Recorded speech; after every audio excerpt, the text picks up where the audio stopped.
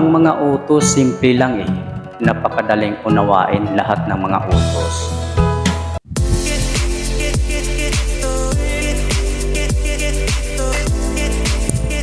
Alam mo, hindi naman lahat ng salita ng Diyos matalinghaga.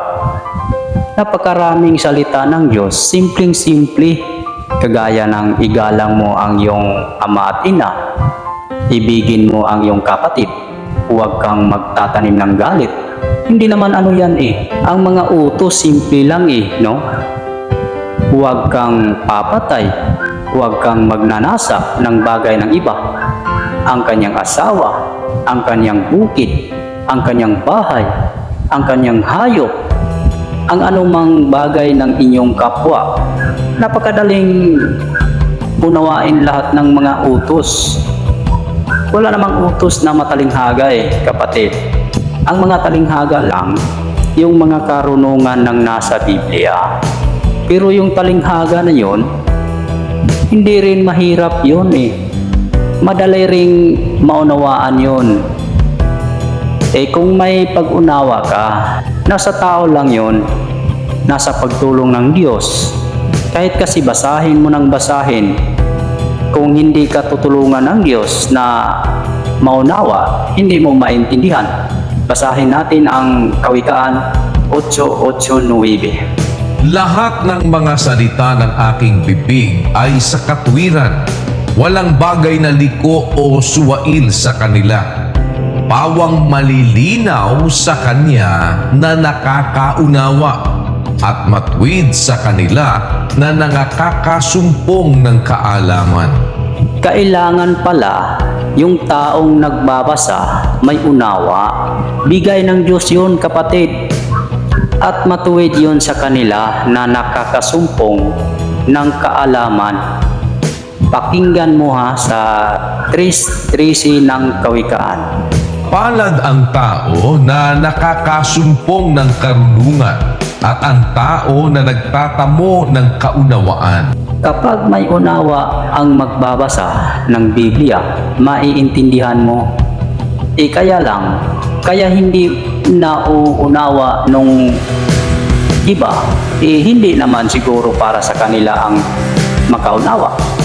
Halimbawa, sumulat ang tatay mo sa iyo. Sabi niya, Clarissa, yung pinag-usapan natin noong Enero, gawin mo na. Mayo na ngayon o Hunyo na ngayon. Mag-aanim na buwan na. Gawin mo na yon, sabi nung tatay mo sa sulat. Tapos, patayin mo lahat ng manok.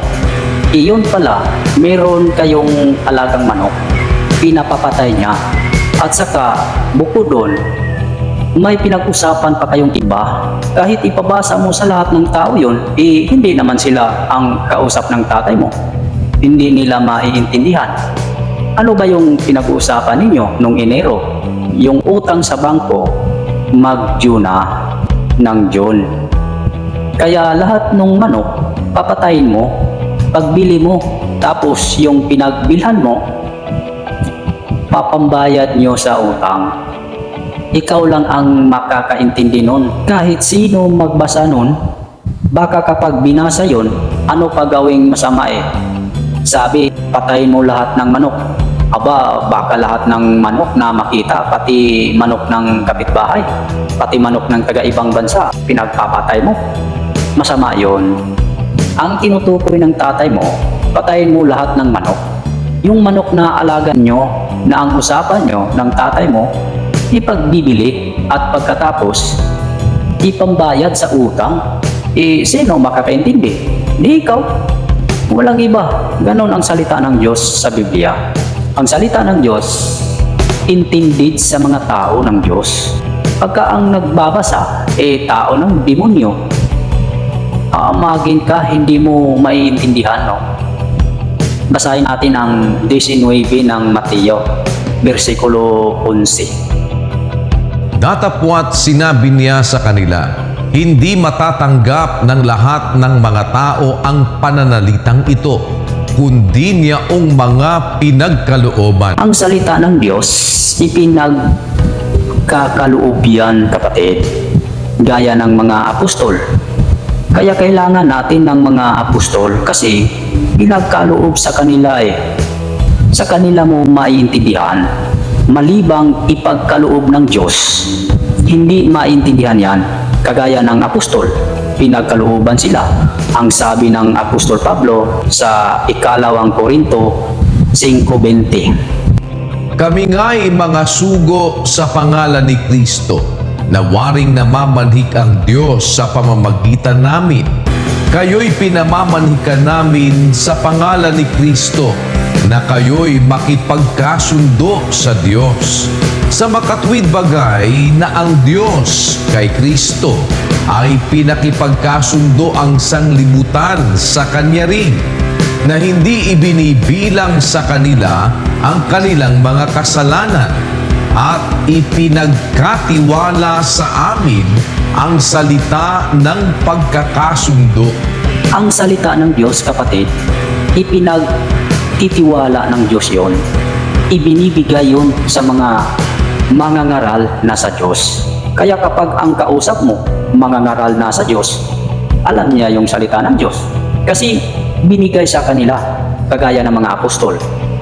Walang mahirap unawain sa mga apostol. Lahat ng hiwaga maiintindihan ng mga apostol. Ipinagkaloob ng Diyos sa kanila. Gaya ng sabi ni Pablo sa 1:24 ng Kolosas.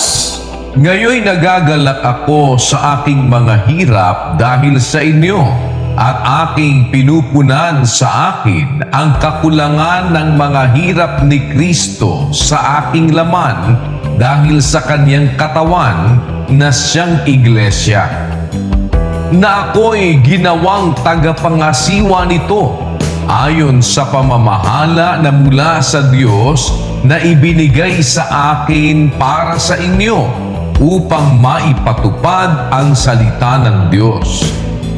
Maging ang hiwaga na inilihim sa lahat ng panahon at lahi, datapot ngayoy ipinahayag sa kanyang mga banal. Naipahayag kay Apostol Pablo yung mga hiwagang nakalihim sa lahat ng panahon at lahi.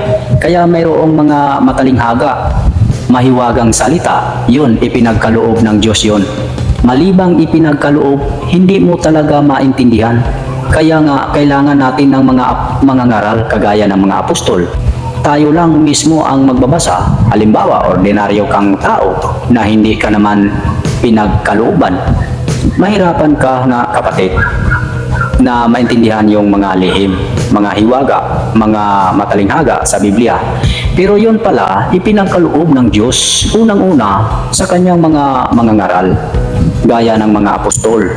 Kaya ako, kung gusto kong malaman yung hiwaga, kinukonsulta ko yung mga apostol.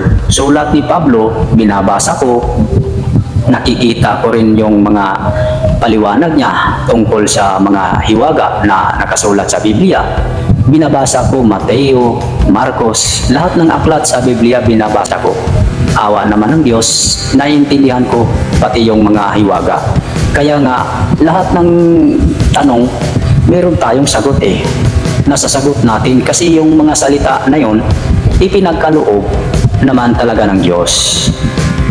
Kaya lang, hindi sa lahat ng tao. Gaya halimbawa, ikaw, hindi ka naman mangangaral o halimbawa, wala ka namang panahon para mag-devote ka ng pag-aaral sa Biblia. Ang pag-asa mo, makasumpong ka ng mangangaral na pinagkalooban ng Diyos ng salita. Kasi ang salita ng Diyos hindi basta natatanggap ng lahat maliban yaong pinagkalooban. Tandaan mo, sabi ni Kristo sa 19:11 ni Mateo, hindi matatanggap ng lahat ng mga tao ang pananalitang ito, kundi yaong mga pinagkalooban. Kaya kaloob ng Diyos yun, kapatid. At pagka pinagkalooban, maintindihan niya ang salita ng Diyos. Pero sa iba, hindi masyadong agad maintindihan.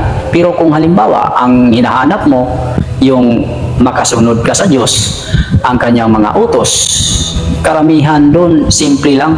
Hindi naman matalinghaga. igalang mo ang iyong ama't ina na siyang unang utos na may pangako, di ba? Hindi naman mahirap intindihin yun eh. Na halimbawa, sabi ng Diyos, huwag kang magnanakaw, ay madali naman yung maintindihan. Eh, di ba? Kaya hindi lahat ng salita ng Diyos mahirap maintindihan.